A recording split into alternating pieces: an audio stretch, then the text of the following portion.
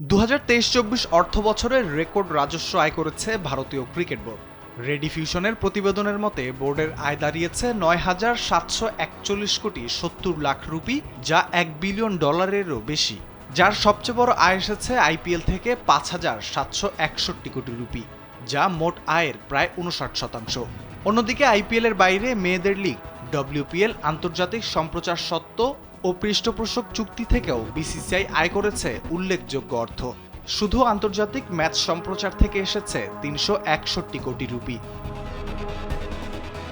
এই অর্থবছরে বিসিসি আইসিসির কাছ থেকে পেয়েছে ১,০৪২ কোটি রুপি, যা মোট আয়ের ১০.৭%। ভারতীয় বোর্ডের রিজার্ভে আছে ৩০,০০০ কোটি রুপি, এমনকি যেখান থেকে সুদ হিসেবে বছরে আসে প্রায় ১,০০০ কোটি রুপি।